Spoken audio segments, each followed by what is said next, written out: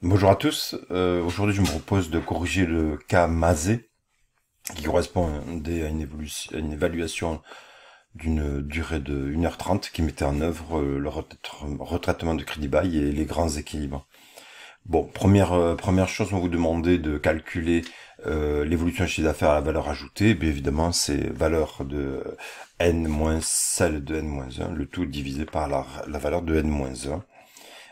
Ça change pas. Il fallait faire très attention puisque le chiffre d'affaires, c'est la production vendue. Il fallait pas tenir compte de la production stockée. Donc ici, production vendue et pas production stockée puisque justement, si elle est stockée, elle n'a pas été vendue. Donc pour le chiffre d'affaires, il y avait euh, une attention à porter à cette valeur-là. Pour la valeur ajoutée, pas de difficulté entre celle de n et n-1. Eh bien, on avait les données qui ne nécessitaient pas de retraitement. Donc l'évolution du chiffre d'affaires était de 16,31% et l'évolution de la valeur ajoutée de 6,91. Alors évidemment, le chiffre d'affaires, on voit qu'il est en progression, 16% c'est une belle croissance, une forte croissance. Et on observe que la valeur ajoutée, elle, augmente de 6,91%. Donc c'est qui est une croissance tout à fait correcte. Mais tout de même, il y a un problème puisque on voit bien que l'augmentation des 16-31% aurait dû se retrouver en plus grande partie dans l'évolution de la valeur ajoutée. Donc là, on sait que on a un problème et dans cette création de richesse. Voilà, on aurait pu estimer que la richesse créée par l'entreprise se augmente de manière un peu plus importante. Ensuite, il vous était demandé d'expliquer le retraitement du crédit bail. Bien alors, le crédit bail, on doit le retraiter puisqu'il n'apparaît en rien dans les comptes de l'entreprise au niveau du bilan. Le seul impact du crédit bail se trouve dans la comptabilisation des dépôts de garantie éventuels et ensuite des loyers, ce qui ne permet pas la comparaison entre les entreprises qui utilisent des biens en crédit bail et les entreprises qui vont acheter son matériel en recourant à un financement externe. Voilà, donc c'est pour ça que le crédit bail doit être systématiquement retraité et pour mettre tous les outils industriels ou autres utilisés au même niveau, avec le même impact sur les documents. Et ensuite, on peut comparer les documents retraités qui sont le bilan fonctionnel et SIG retraité.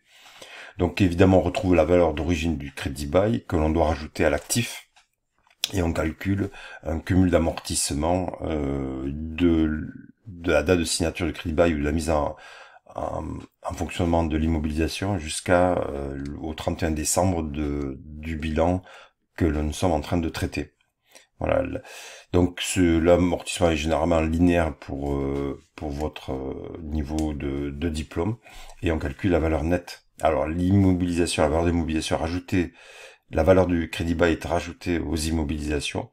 Les amortissements sont rajoutés au fonds d'amortissement et provisions dépréciation qui sont retenus dans les fonds propres et le solde est ajouté, la valeur nette comptable est ajoutée au mode de financement externe que sont les emprunts externes, les dettes financières.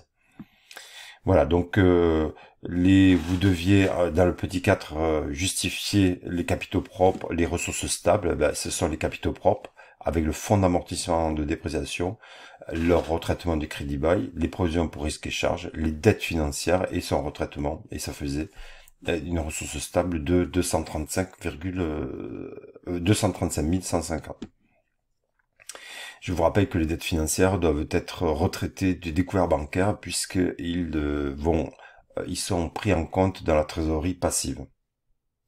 Il vous était demandé par la suite de justifier les grands équilibres et j'aurais aimé avoir plus de points de calcul. Certains ne sont pas allés assez loin. Donc les ressources stables ou moins stables génèrent le FRNG. Ensuite est activé le BFR d'exploitation qui correspond aux besoins de financement générés par l'activité et les décalages dus au délai client, gestion des stocks et diminué par les crédits fournisseurs.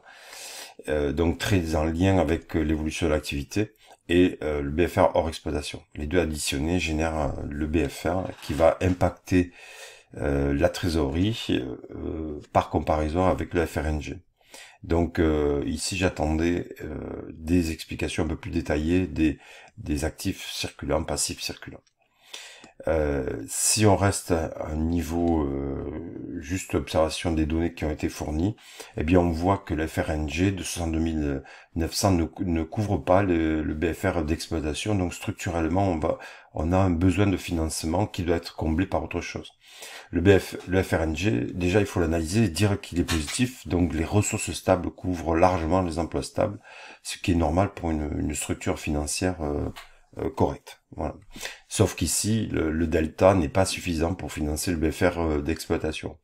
Alors le BFR d'exploitation est venu diminuer ce besoin généré par l'exploitation, ce qui entraîne un BFR total toujours supérieur à FRNG et qui va être comblé par la trésorerie nette, trésorerie actif, tout ce qui est banque, VMP de trésorerie, caisse, et trésorerie passive, découvert bancaire, solde de créditeur de banque.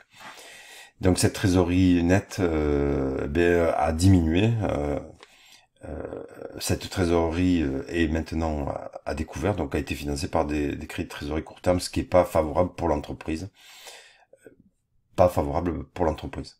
On va vérifier les grands équilibres en faisant FRNG moins BFR, on retrouve la trésorerie nette. Donc ici on a la justification des grands équilibres. Il vous était demandé par la suite de calculer un taux d'endettement et on observe dans le bilan fonctionnel, on vous demandait de calculer les dettes financières sur le capitaux propres, donc ici c'était déjà recalculé.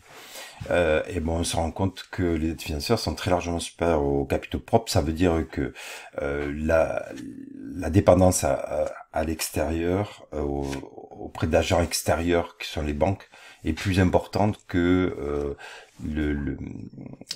que la dépendance aux actionnaires, ce qui est, enfin, en sachant que les actionnaires sont pas des acteurs externes puisque c'est eux qui sont propriétaires de l'entreprise. Donc ça, c'est une situation qui est dans les équilibres financiers peu satisfaisante puisqu'il y a une règle qui est admise, mais ça va dépendre des contextes quand même. C'est que les dettes financières ne doivent pas dépasser la totalité des capitaux propres. Voilà, et les banquiers, lorsque une entreprise fait un recours à la banque pour faire des emprunts, va regarder cet état de fait avec d'autres choses évidemment. Ensuite, il était demandé de calculer le délai client. Alors, je vous fais toujours remarquer que les délais de rotation client-fournisseur, ben, il faut prendre des valeurs TTC puisque les clients nous doivent le montant TTC.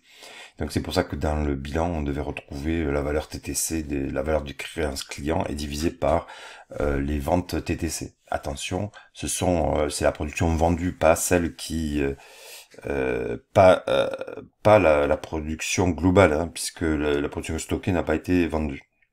Donc il fallait faire attention à ça. Et pareil pour les délais fournisseurs, ben on avait un taux de 1,50 taux de TVA à 55. Il fallait attention à bien reconstituer les valeurs TTC. Donc en analyse, ben on l'a dit, une entreprise en forte croissance de chiffre d'affaires impactée par un BFRE un peu trop élevé, dans un contexte d'endettement très élevé. Donc toute demande serait refusée. Les crédits clients et fournisseurs, ce qui s'équilibre, ce qui donne un avantage. Donc la gestion des stocks semble le maillon faible de cette entreprise. Il faut refaire un travail très important au niveau de cette gestion des stocks pour pouvoir diminuer la valeur du BFRE et retrouver une trésorerie nette positive. Voilà, sans quoi, si cette trésorerie nette reste négative, l'entreprise va moins bien gérer la relation avec le banquier et entraîner des surcoûts, des frais importants, d'agio, de rappel et ainsi de suite. Plus le rejet bancaire éventuellement si la relation entre le banquier se fait de manière conflictuelle. sachant que le banquier, lui, considère que l'entreprise ne peut pas recourir à l'emprunt. Donc là, le travail doit être interne pour pouvoir améliorer cette situation financière. Merci pour cette écoute et j'espère que cela vous aura éclairé sur un grand nombre de points abordés dans ce travail de l'entreprise Mazet. Merci.